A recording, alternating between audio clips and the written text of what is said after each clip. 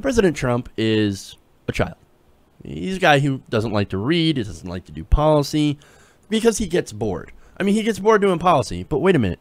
You're the president of the United States. You're supposed to want to do policy. Isn't that why you got elected? You got elected to, I don't know, do things. But anyway, yeah. So there are some new inside stories about how much of an idiot our president is. And I never thought I'd have to say that, but unfortunately it's true. I mean, you got to call it the way you see it. Now, according to these staff members, Trump will only read intelligence reports that have his name in them. So that's the way they're getting him to read intelligence. Well, at least they're getting him to read intelligence reports, but they got to put his name in there so he doesn't get bored, so he doesn't like turn away. It's like we're dealing with a 3-year-old, and I'm sorry to any 3-year-olds out there. I apologize, but man, this is a report according to Reuters, and it's from staff members. Because look, this entire administration is leaking like a sieve, so they're going to the press with everything, anything, and everything. Now, staff members are being forced to strategically include the president's name in reports to ensure that he keeps reading them and doesn't get distracted. So we're gonna pepper this report with your name. That's amazing. I'm sorry, I can't get over this. National Security Council officials make sure as many paragraphs as we can because he keeps reading if his name is mentioned. Did I mention how much of a child our president is? The president of the United States? Oh my God. Okay, Donald, go ahead and read this report. Oh, I don't understand what this is. I don't understand. What's healthcare? I mean, what is this Trump care thing? Because I don't get it. Oh, hey, look, it's my name. I'm going to keep reading. Who does that?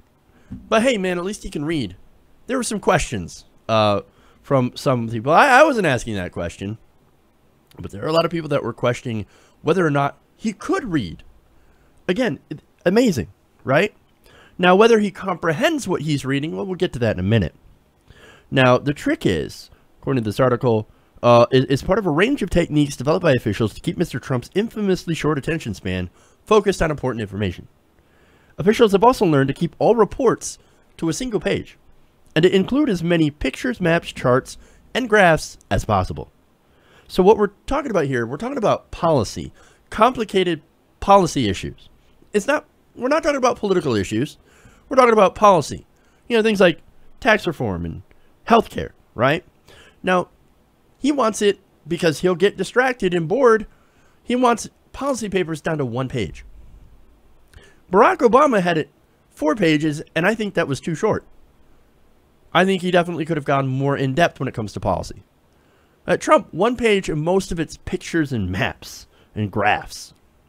Look, there is no way that you can grasp complex policy in just a single page filled with pictures. That's not how we do things. It's not how things should be done. This is why Trump will come out and say, I didn't realize healthcare would be so complicated. It's a complicated issue. You can't just read a very brief summary about an issue and know everything you can about it. That's not how the real world works.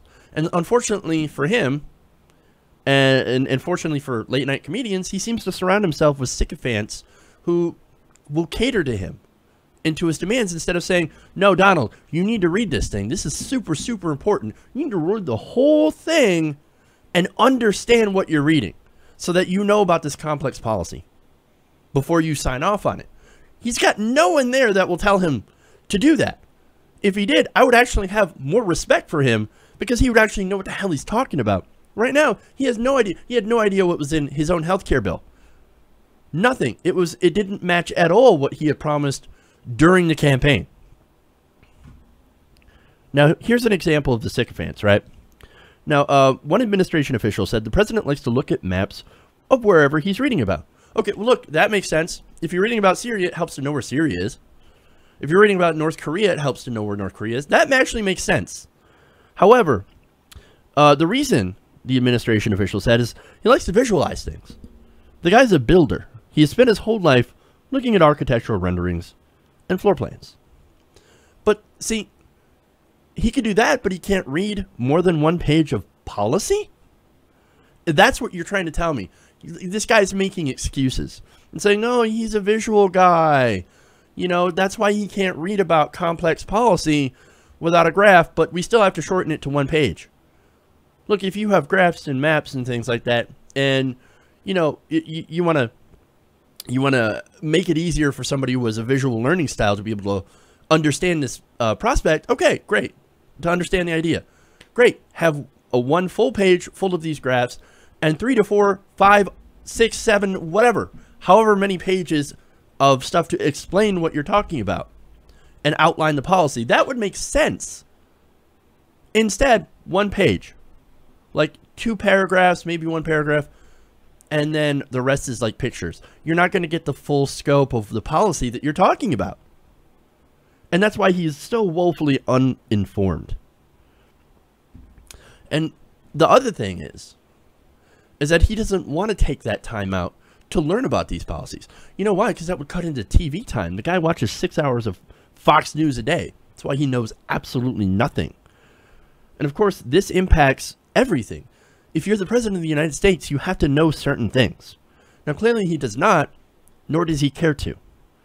In fact, the article notes that officials are worried that Mr. Trump's lack of focus and attention to detail could cause problems as he visits Arab leaders in Saudi Arabia, for example, Israeli and Palestinian leaders in Israel and the West Bank, the Pope of the Vatican, NATO leaders in Brussels, and G7 counterparts in Sicily. One Republican official, who requested anonymity in order to speak freely, said after meeting Trump recently, he did not think the president had a firm enough grasp on the nuances of the long-running Israeli-Palestinian conflicts. Quote, I don't think he understands it. Adding that Mr. Trump needed more detailed briefings before leaving on Friday. I think it's a very difficult challenge, and I hope he's going to talk to a lot of smart people. Look, the guy can talk to all the smart people in the world. That's not going to make him smarter. Maybe if you actually pay attention to detail and you try to learn about this conflict of both sides, you realize it would be a nuanced situation. But of course, what you're going to have is, I didn't realize this conflict was so complicated. Watch for that quote within the next few days. I can almost guarantee it. I didn't realize the Israeli-Palestinian conflict would be that complicated. Idiot. Look, at some point, I think his aides need to step up, grab their ball sacks, push Trump into the corner, and let the adults take over. Okay, dude, you've had enough. You've run this into the ground enough. Now it's the adults' turn. We actually know policy. We're actually going to do something. Now, here's one more collection of quotes, and it's about Trump's trip to Saudi Arabia. Now, this is fun. The president's trip will see him visit the birthplace of Islam, a gesture apparently meant to show that he doesn't consider the religion to be an enemy of America, as some of his campaign rhetoric has suggested. But officials were worried that he may slip up during the meetings. Aides are worried that Mr. Trump could end up speaking off the cuff and ruin the meetings, according to one official. It can backfire.